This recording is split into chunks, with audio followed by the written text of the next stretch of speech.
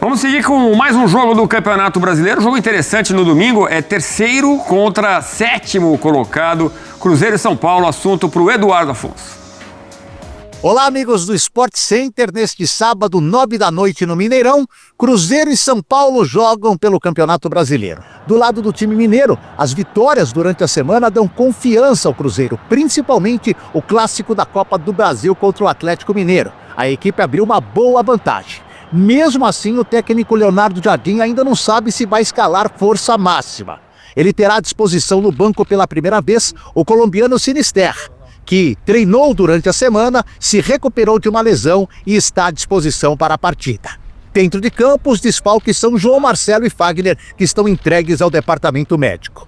Do lado do São Paulo, a lista de desfalques é gigante. Além de Enzo Dias, que está suspenso pelo terceiro amarelo, seguem no departamento médico Caleri, Rian Francisco, André Silva, Luiz Gustavo, Alisson, Marcos Antônio, Arboleda, entre outros. O Wendel está recuperado e pode ser uma opção na ala pela esquerda. Rafael no gol. A linha de três com Ferrarese, com Alan Franco e Sabino. Cédric e Patrick Lanza ou Wendel.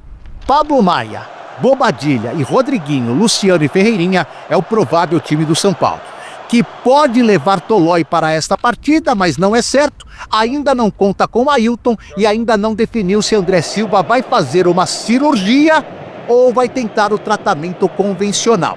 Lucas Moura, sim, neste sábado passa por uma artroscopia no joelho direito e agora a previsão é que ele volte, se essa artroscopia não mostrar nada de errado, somente no dia 25, no confronto da volta contra a LDU pela Copa Libertadores. Aqui do CT da Barra Funda, Eduardo Afonso, para os canais ESPN. Muito difícil, mas para a volta no Morumbi estar em condições de jogo. Quem estará em condições de jogo para amanhã contra o Cruzeiro é o Luciano, que gravou com a gente o Resenha ESPN nessa semana. O programa vai ao ar hoje às 22 horas e, entre outras coisas, o Luciano falou que existe uma diferença gritante no trabalho do Crespo de 2021 para cá. O Crespo hoje está mais próximo dos jogadores, está procurando mais pelos jogadores, está conversando mais com os jogadores. Em 2021, a relação era mais distante, agora aproximou-se. Não é isso, Luciano? Do ponto de vista estratégico, nem tem tanta diferença. O jeito do time jogar, como você acabou de falar, é parecido. Mas ele está muito mais próximo dos jogadores, ele tem muito mais resenha com os jogadores do que tinha antes. Sim, nisso aí ele mudou bastante. Em 2021 a gente não tinha tanta liberdade para falar com ele assim, né? Até porque o argentino, né? O cara veio, São Paulo. Mas essa temporada que ele voltou, ele tá melhor. Ele tá deixando a gente conversar, ele tá resenhando mais. E isso também é bom pro atleta, né? Sim. Você ter essa liberdade de resenhar com o treinador, com a comissão dele. Então isso ajuda bastante. Tá aí o Luciano. A relação do treinador com o jogador fora do Brasil, Zé, é muito diferente? Costuma ser realmente um pouco mais distante ou não? Sim, fora do Brasil, sim.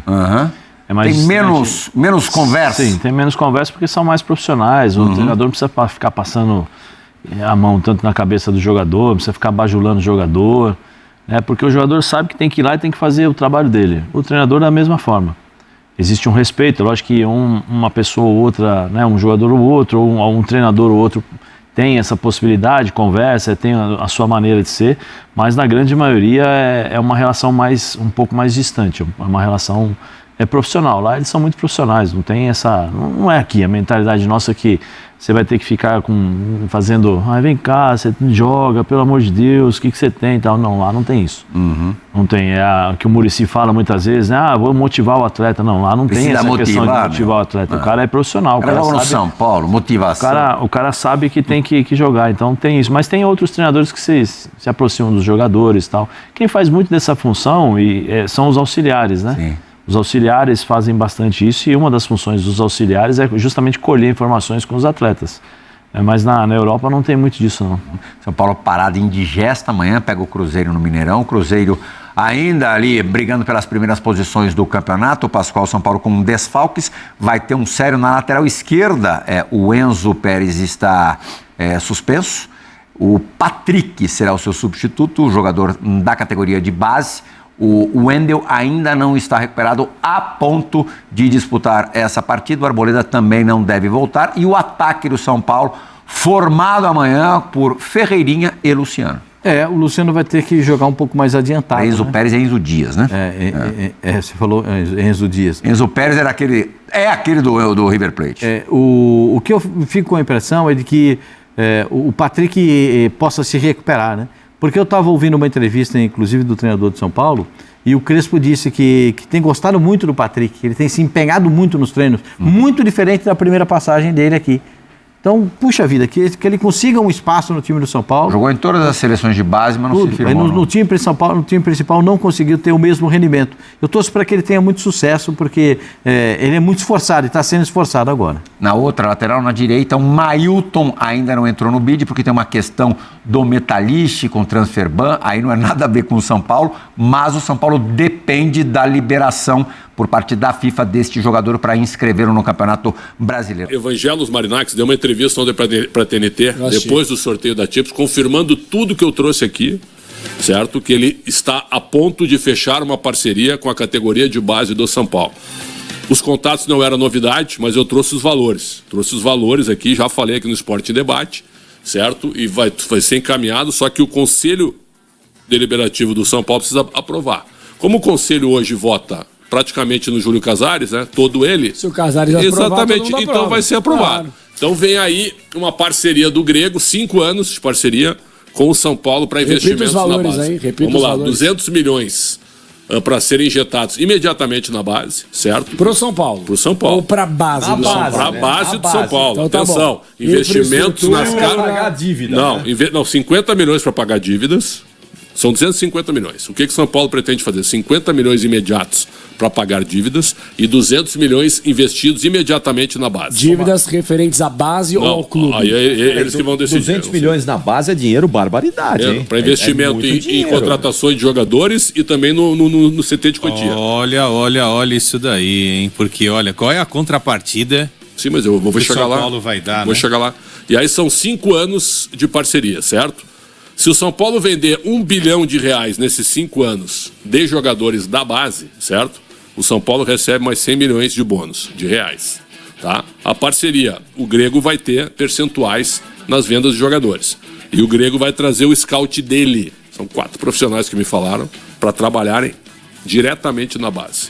O que eu vejo como algo normal aqui? Isso aqui é como fazer uma parceria com o Juliano Bertolucci, certo? Eu coloco da mesma maneira. Só que tem um detalhe aqui. O Grego ele tem entrada na Europa. Ele é dono do Nottingham Forest, do Olympiacos da Grécia e do Rio Ave de Portugal. Então ele já deixou bem claro, isso é uma parceria. Algum jogador da base pode ir direto para um clube europeu, perfeito, com ele faturando também, ou sendo vendido para qualquer time no mundo inteiro. E aí ficaria os percentuais prováveis, aí tem que ver, 70% para o São Paulo e 30% para ele. É isso. Sinceramente, eu acho que se for isso daí, é um bom negócio para o São Paulo. Agora, É a mesma coisa que chegar para o Juliano Bertolucci, para o André Cury, concorda comigo? Que o São Paulo deve fortunas para os dois, certo?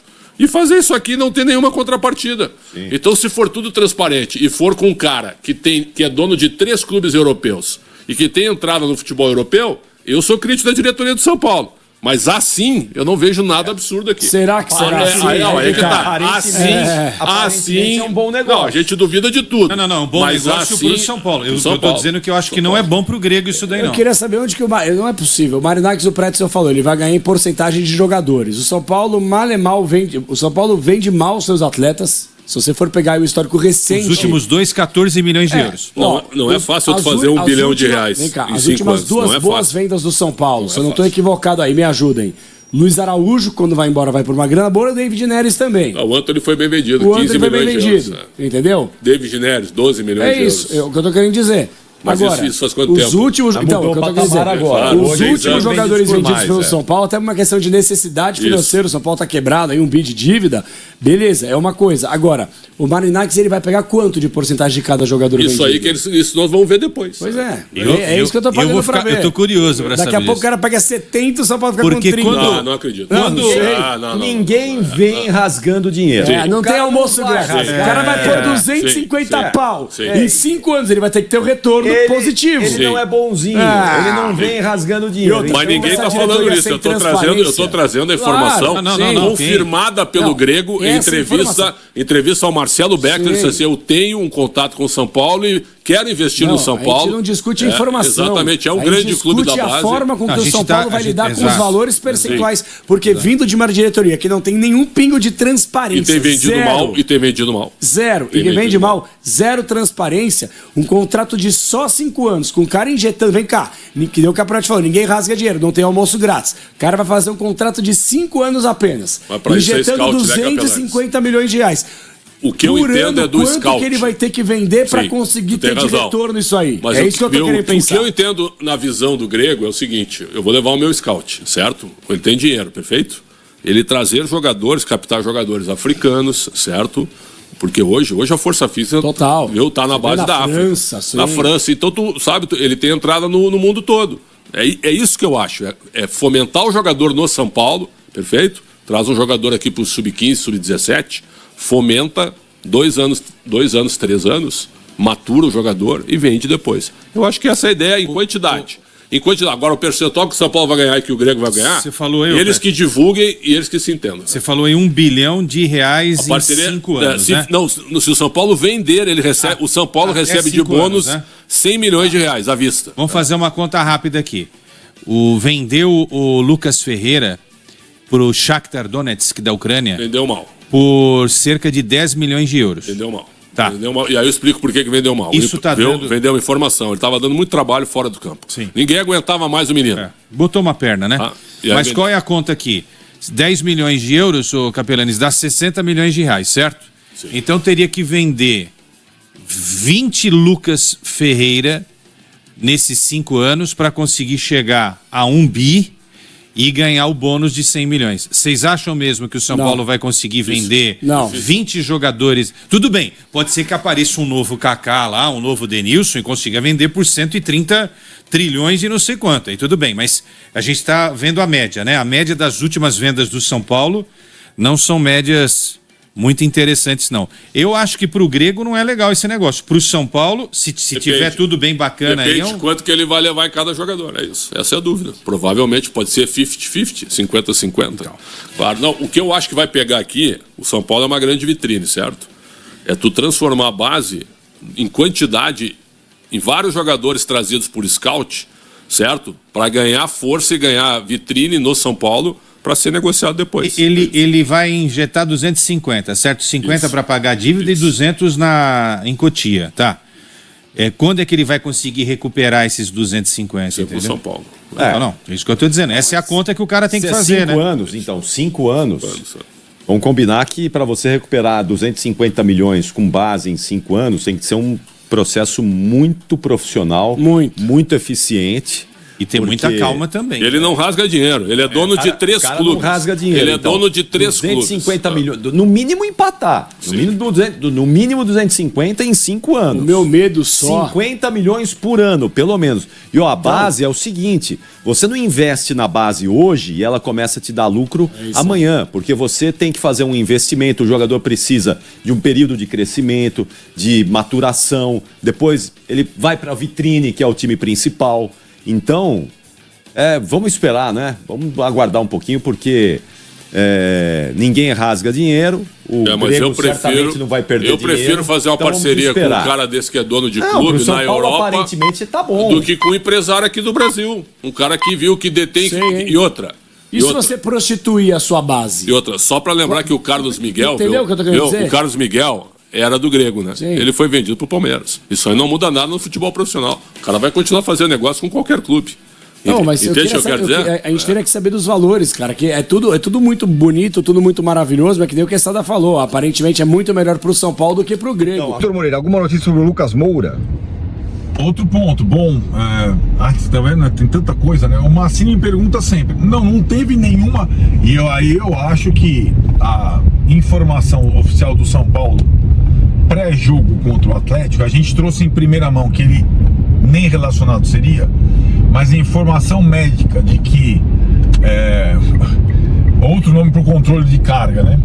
Que ele segue no processo de recuperação, etc, tal, depois da... Não, é verdade, né? Ele sentiu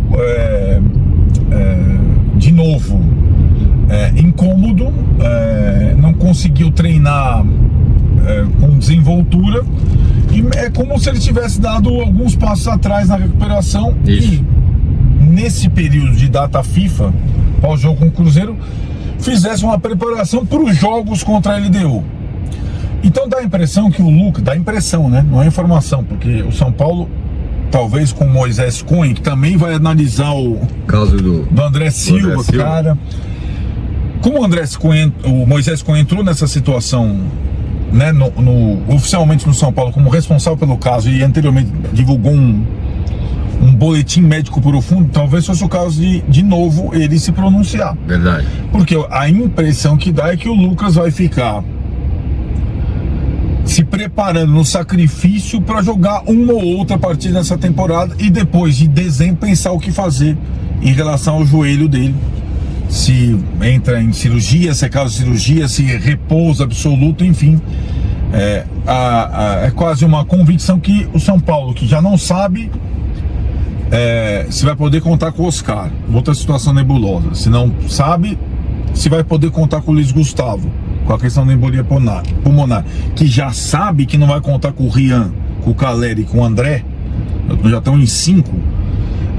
O que me parece que se o Lucas não ser o sexto ausente até o final do ano, ele vai poder jogar uma vez ou outra na base do sacrifício, na base da infiltração. Doni Costa, eu mando sempre e nunca me lembro meu comentário. Abraço de Carolina do Sul. Que é isso? Estamos lendo aqui, meu caro Doni. Abraço, meu caro. E para fechar, Laerte Souza, Tolói já foi inscrito? Já. Já, tá inscrito já há mais de uma semana. Ele precisa entrar em forma, né? Ele precisa entrar em forma mínima de jogo para poder jogar. Lembrando que o Arboleda está se recuperando de lesão ainda.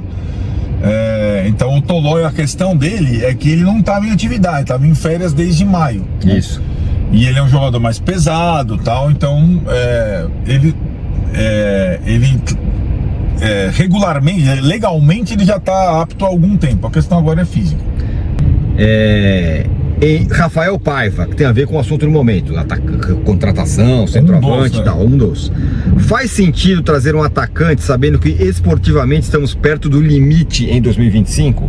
Entende o que ele pergunta, né? Esportivamente... tipo assim, São Paulo capaz de cair na Libertadores, não vai ser campeão brasileiro, precisa trazer um centroavante, é isso que ele quer dizer. Vamos lá, primeiro pro aspecto esportivo, certo? Certo. A conquista da Libertadores de 2005, para quem não se lembra, ela só foi possível quando o São Paulo perdeu o seu centroavante com ruptura de ligamento cruzado, que se chamava Grafite. Sim. E contratou um substituto, o Amoroso.